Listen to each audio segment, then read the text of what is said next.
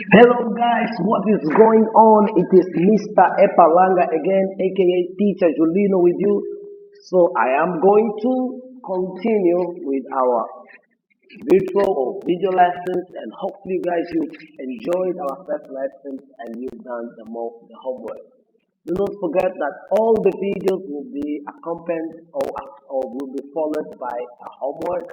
So after you've watched the video, please do the homework and try to practice as much as possible. And like I said before, if you have any questions, do not hesitate to contact me through WhatsApp or via email.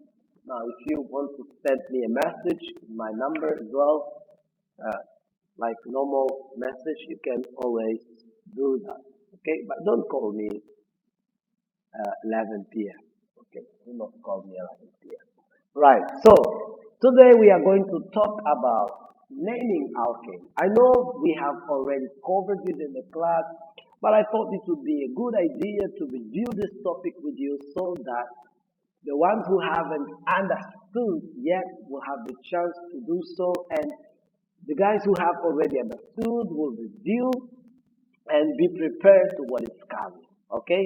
So if you know already how to name alkenes, you can skip this video, go straight to the homework, and you'll be done. If you still have some questions, please be patient, watch the video, do the homework. If you still have questions, contact me. Right.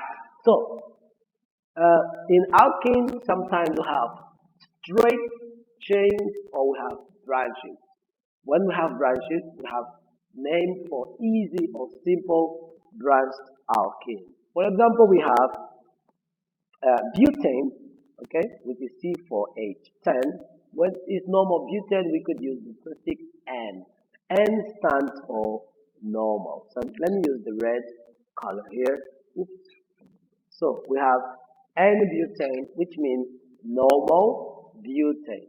Okay, but if we have a methyl group on the second carbon, then we use the prefix iso. So iso only means that we have a prefix or a methyl group on the second carbon. So this is isobutane. Remember, butane or any butane is a straight chain, but isobutane has four carbons in total. One, two, three, four carbons. But one of them is connected to the second carbon. Okay, we have a methyl group on the second carbon.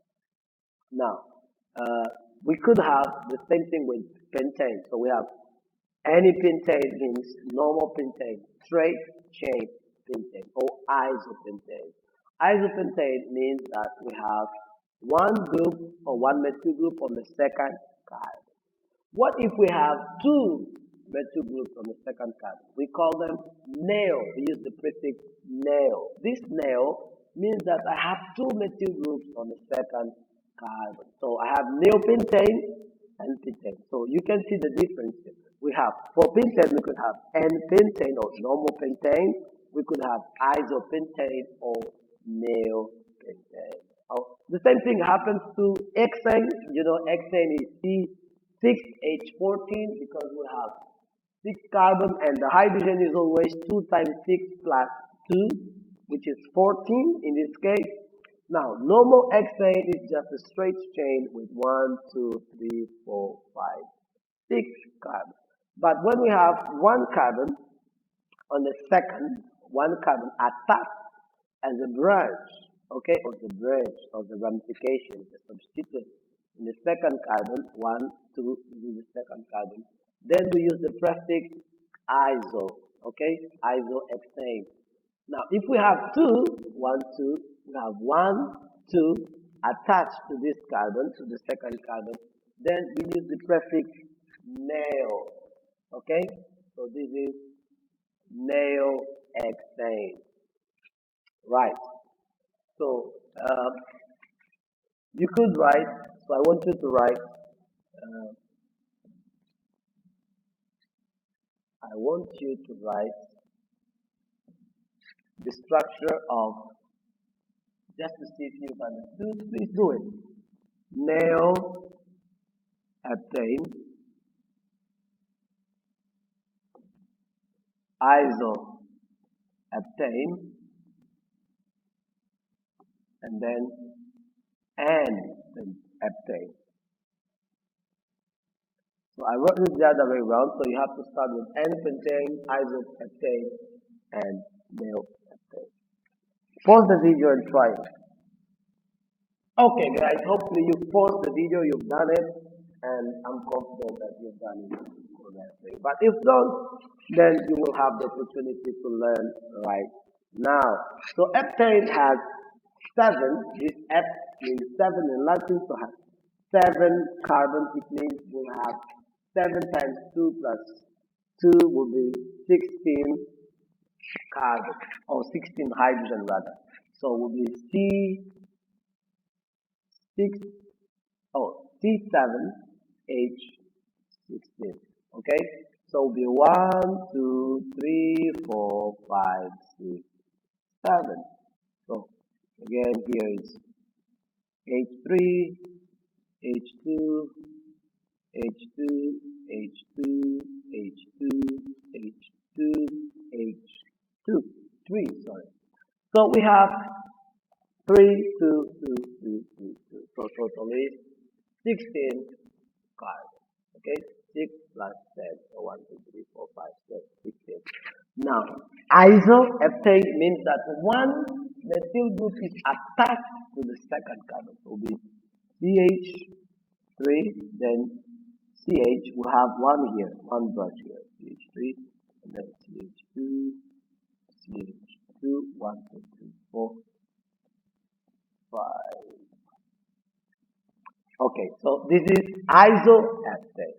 What about neoheptane? Neoheptane means that I will have 2 methyl groups attached to the second carbon. So we have CH3, CH3, CH3, and then CH2, 1, 2, 3, 4, 5, okay, 5 already, 6, and then 7. So this is neoheptane, okay? So it's the same molecular formula. So 7H15, this also will be C7H16, C7H16. Okay? So it's quite clear, quite straightforward, and please do remember that neo has 2, iso has 1. Methyl group attached to the second carbon. Okay? So, moving on, sometimes we have the alkyl groups. Okay, alkyl groups are the groups that we have a ramification subsequent, okay, as you want to call it. So, ramification subsequent is the same thing. Think as if they were an alkane that has lost 1 hydrogen. So, now this is important for you to see. Look at here. So we have alkanes. Okay, the alkane is methane. Okay, CH4. But when it becomes an alkyl, it becomes methyl. So instead of A, at the end will be R. So YL. Okay, eel, sorry, methyl. So YL. So methyl will be CH3. And remember that CH3 will not be free, but will be attached to a main chain. So it will be a substituent or a branch. Okay? So I'm trying not to say branch, because you guys don't like when I say branch. Okay. Anyways, let's move on. So we have ethane, CH3 becomes ethyl. Okay? Propane becomes propyl. It means that butane becomes butyl, and so on and so forth. Ethyl, pentane becomes ethyl, hexane becomes hexyl, and so on and so forth. Now, when we have propyl, if it is attached from the second carbon, becomes isopropyl. Please, guys, pay attention to the difference between propyl. This is propyl. This is isopropyl. Okay. This is very important, and we will come back to this when we start naming compounds. Okay, then we have butane becomes butyl, but we could also have sec butyl. Now, sec butyl, it is attached from the second carbon, but isobutyl, it has a methyl group on the second carbon. Now, this is important, okay? So, isobutyl and sec butyl are different, okay? Please do not confuse them.